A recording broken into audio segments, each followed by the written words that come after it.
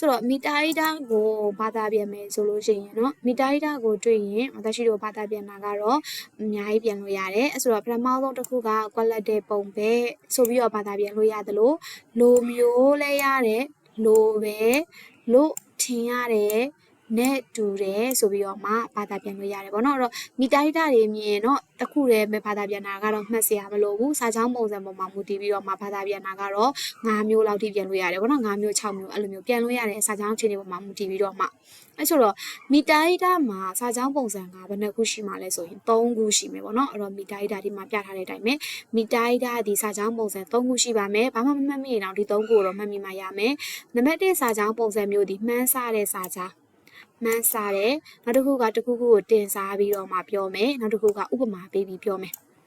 အဲဆိုတော့မီတိုင်းကိုတွေ့ရဲဆိုရင်ဘာသာပြန်ရင်တဲ့ပုံပဲလိုမျိုးလိုပဲလို့ထင်ရတယ်နဲ့တူတယ်ဆိုပြီးဘာသာပြန်လို့ရတယ်စာကြောင်းအခြေအနေကို3ခုခွဲထားတယ်အလွယ်မှတ်မယ်ဆိုရင်တော့မှန်းစတင်စားဥပမာဆိုပြီးတော့မှ3ခုခွဲထားတယ်ပထမဆုံးစာကြောင်းဒီအကြောင်းအရာတစ်ခုကိုမှန်းစပြီးတော့မှပြောတယ်ဒုတိယတစ်ခုဒီတင်စားပြီးပြောတယ်တတိယတစ်ခုကဥပမာပေးပြီးပြောတယ်အဲ့ဆိုအသေးစိတ်ကြည့်မယ်နော်အဲ့ဆိုအသေးစိတ်ပထမဆုံးစာကြောင်းပုံစံပထမဆုံးစာကြောင်းပုံစံကဘယ်လိုမျိုးလဲဆိုရင်ကိစ္စတစ်ခုကိုပြက်ပြက်သားသားကြီးအသေးချာကြီးတော့မဟုတ်ပေမဲ့မသိပေမဲ့ပေါ့နော်အဲ့တော့ပြက်ပြက်သားသားတော့မဟုတ်ဘူးဒါပေမဲ့အဲ့လိုတော့ဖြစ်မဲ့ပုံပဲအဲ့လိုဖြစ်မဲ့လို့တော့ထင်တယ်ဆိုပြီးတော့မှအကြောင်းအရာတခုကိုယ့်ရဲ့အာယုံ၅ပါးနဲ့မှန်းဆပြောတာဆိုတော့တနည်းအားဖြင့်မိတိုင်းကရောနဲ့တူတယ်ပေါ့နော်အာယုံ၅ပါးနဲ့မှန်းဆပြီးတော့မှပြောဆိုတဲ့ပုံစံမျိုးမှာဘာသုံးလို့ရလဲဆိုရင်မိတိုင်းတာကိုသုံးလို့ရတယ်အဲ့ဆိုလိုက်မဲ့စီစုစုကူကမိတိုင်းတာရဲ့ရှေ့မှာနောင်လိုက်မယ်ပေါ့နော်နောင်မိတိုင်းတာဘတ်တွေဆိုရင် plain form မီတာဟီတာE လည်း E ရဲ့ plain form ပုံစံမီတာဟီတာလိုက်မယ်နာတွေကလည်း plain form ပဲဒါပေမဲ့ဝါတာရှိတို့ကဓာတ်ကက်ရမယ့်နေရာလေးတွေမှာတော့ဓာတ်ကိုဖြုတ်ပြီးတော့မှမီတာဟီတာနဲ့ကတ်မယ်ဆိုတာက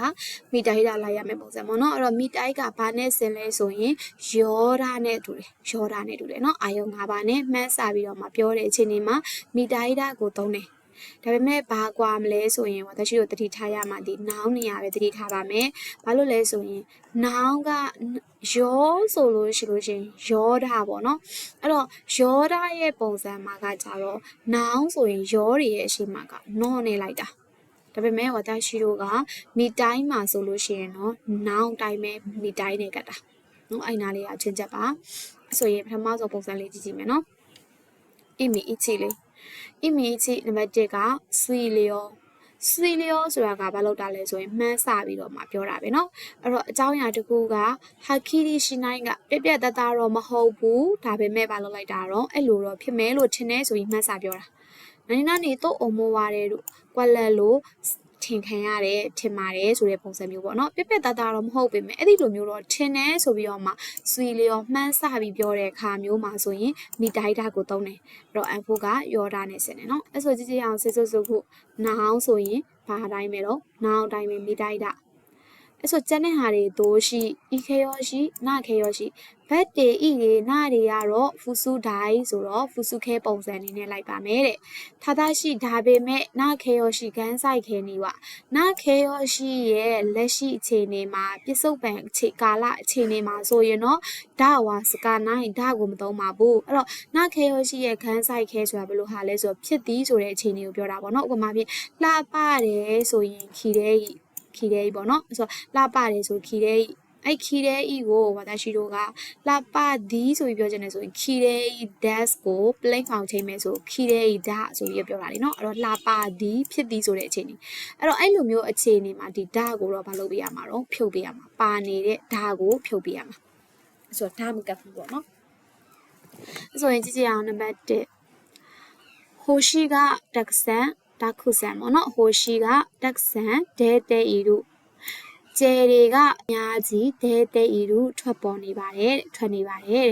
အရှိတမို့မနှက်ဖြန်ကလည်းပဲဟာရဲမီတိုင်း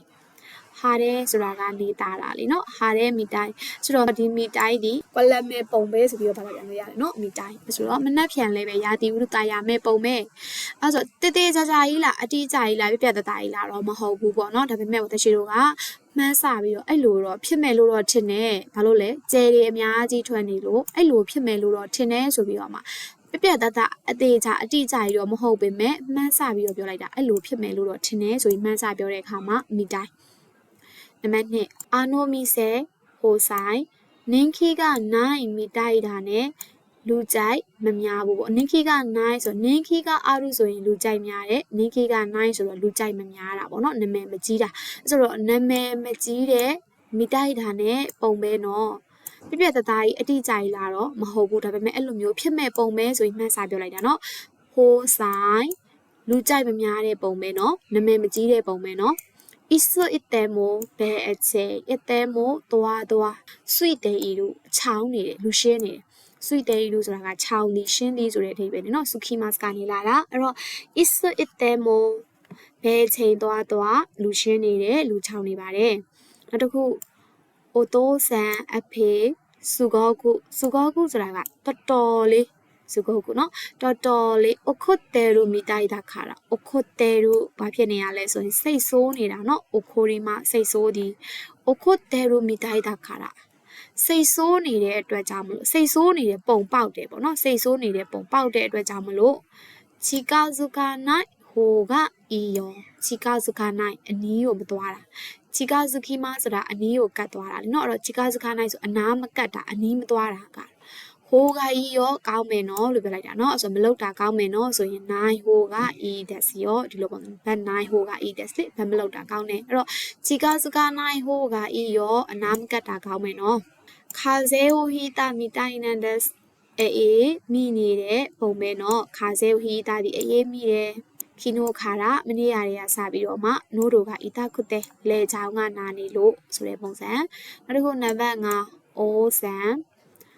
ခိုနိုဂရောဒီတလောခုတလောရာစဲတာမီတိုင်ပိန်သွားခဲ့တဲ့ပုံပဲเนาะဒီလိုပုံစံလေးပေါ့เนาะခိုနိုအိုးဆန်ခုတလောဒီတလောเนาะပိန်လာတဲ့ပုံပဲเนาะဒိုကတ်စတာเนาะတခုခုလုံးနေရလားတဲ့ဘာမှမလုပ်ဘူးပေါ့เนาะဘာမှမလုပ်ပါဘူးနန်တယ်မို့နိုင်ဘာမှမလုပ်ဘူးဆိုတဲ့ပုံစံလေးပေါ့เนาะနောက်တစ်ခုစတားလေးပဲကြည့်အောင်အီမအီခွန်ကအခုအီခွန်ကတဲ့မို့ခိုင်တာနော်ကနာမို့မရှိတာပြီးပြီဆိုတဲ့ပုံစံကိုမေးထားတာเนาะသုံးထားတာเนาะအဲ့တော့မို့ခိုင်တာနော်ကနာပြန်သွားပြီလားမသိဘူးခနာဆိုတာလားမသိဘူးဆိုပြီးကွာကိုတော့ထည့်ရေရွတ်တဲ့ခါမှာသုံးတာအီမအီခွန်ကအခုအီခွန်ကမို့ခိုင်တာနော်ကနာပြန်သွားပြီလားမသိဘူးဆိုတော့တစ်ဖက်သူကနေပြီးတော့မှဘာမှပြန်မကောက်တော့ဘူးစာလေးကိုဗာနဲ့စားလိုက်တာတော့မိတားရတာနဲ့ဆိုအဲ့လိုဖြစ်တဲ့ပုံပဲเนาะပြန်သွားတဲ့ပုံပဲเนาะအရှိဟာကိုပြန်ညွှန်းလိုက်တာเนาะပြန်သွားတဲ့ပုံပဲเนาะခါဘန်းကနိုင်ခါတာအိတ်မရှိတော့တဲ့အတွက်ကြောင့်အိတ်ကမရှိတဲ့အတွက်ကြောင့်မလို့ပြန်သွားတယ်နဲ့တူတယ်เนาะပြန်သွားတဲ့ပုံပဲเนาะအရှိကပြန်သွားတာလားမသိဘူးဆိုတဲ့အကြောင်းအရာကိုစကားဆက်ပြောတာမိတားရတာနဲ့အဲ့လိုဖြစ်တဲ့ပုံပဲเนาะဆိုတဲ့ပုံစံမျိုး